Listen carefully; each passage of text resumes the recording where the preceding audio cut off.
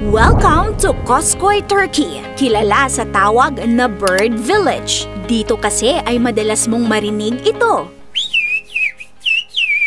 Parang huni ng ibon. Pero ang tunog pong ito ay hindi gawa ng ibon, kundi ng tao. Ang mga residente dito ay nag-uusap na walang lumalabas na salita, kundi puro sipol.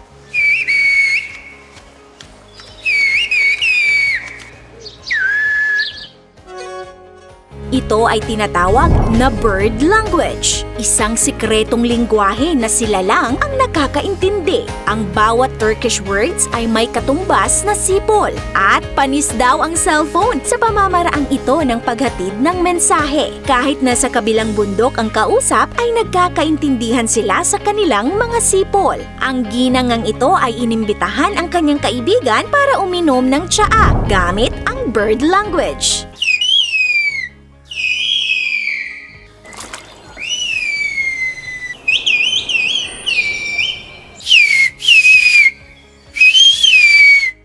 Bakit nga ba ganito ang kanilang lingwahe? Ang nayon ng Koskoy ay matatagpuan sa Giresun Province sa Black Sea region ng Turkey. Mababait ang mga tao rito, pawang mga magsasaka ng tsaa, mais at iba pang mga pananim. Marami rin sa kanila ang nag-aalaga ng hayop. Nasa matarik na bulubundukin ang nayon, kaya naman konti lang ang populasyon nito. Nasa 600 to 700 katao lamang noong 2020. Marami kasi ang piniling manirahan sa ibang mga lugar na may mas maraming oportunidad.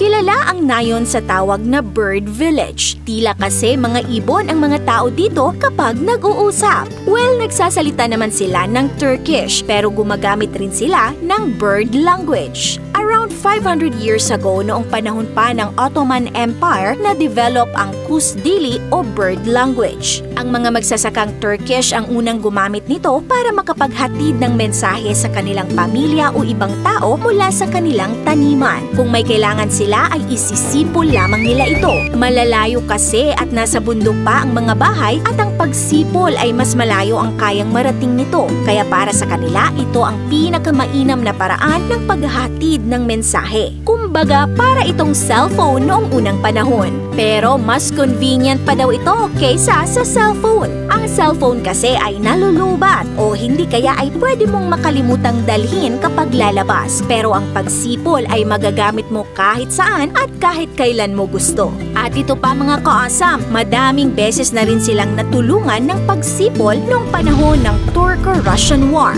Dahil sa sipol ay nagawang mawarningan ang mga residente nung sinubukan silang lusubin ng mga Russian. Kaya naman nakapagtago sila at walang napahamak. Pero paano nga ba ginagawa ang bird language?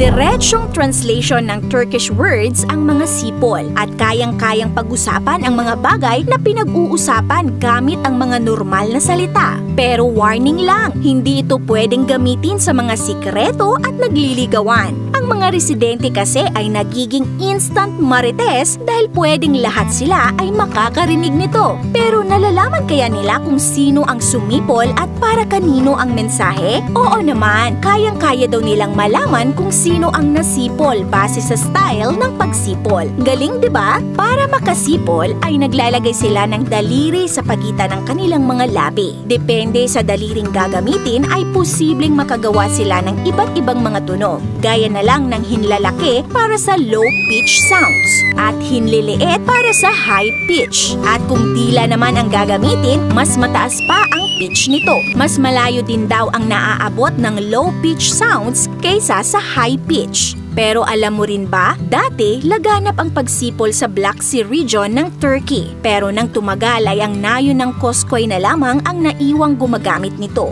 Noong 2017, tinatayang nasa 10,000 katao na lamang ang marunong gumamit ng sipol bilang paraan ng pakikipag-usap. Kaya naman nabilang ito sa listahan ng UNESCO ng mayayamang kultura na kailangang pangalagaan. Ayon sa mga matatanda sa nayon, dati-rati ay natututo silang sumipol sa pamamagitan ng pakikinig at paggaya sa mga nakakatanda sa kanila. Pero ngayon, hindi na ganun karami ang may interes na matutunan ito, lalo na sa mga kabataan. Kaya naman Ngayon, para mapanatili ang kulturang ito, may nagtuturo ng bird language sa lugar. Pero simula 2016 ay kumonti na ang mga nag-i-enroll ng bird language classes. Gayunpaman ay sobrang proud pa rin ang mga taga-Koskoy sa kakaiba nilang lingwahe at umaasang mapapanatili itong buhay ng mga susunod na henerasyon. Napawaw ka rin ba sa kakaiba at malaibong lingwahe ng mga taga-Koskoy? Kung oo, ay mag-comment ng yes. This is your Ate O from Our Republic. Hanggang sa muli and stay awesome!